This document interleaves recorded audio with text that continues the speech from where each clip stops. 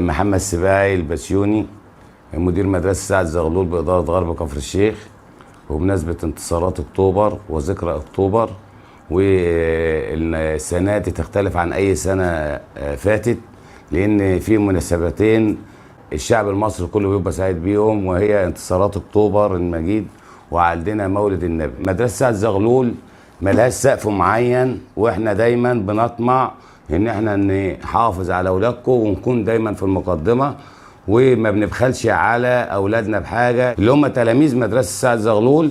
ودايما احنا بنقول لهيئه التدريس وفي الاجتماعات بتاعتنا دايما بنقول اجمل حاجه في المدرسه التلاميذ، ونفسنا يطلع منهم الدكاتره والمهندسين اللي يخدموا بلدهم ويخدموا نفسهم. الجيل طلع كويس، عارف دينه، عارف مستقبله، هيحافظ على بلده ويبقى عنده انتماء لبلده.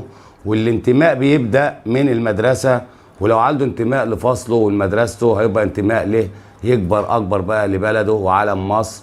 وبهنئ إدارة غرب والتربية والتعليم عامة وأهل كفر الشيخ وخاصة مدرسة سعد زغلول وأهالي مدرسة سعد زغلول. أحب برضو أهنئ هيئة تدريس مدرسة سعد زغلول لتعاونهم، وإن احنا كلنا هنا بنشتغل كتيم ورك واحد، وكلنا بنشتغل من أجل التلميذ، إن احنا نرفع شأن التلميذ.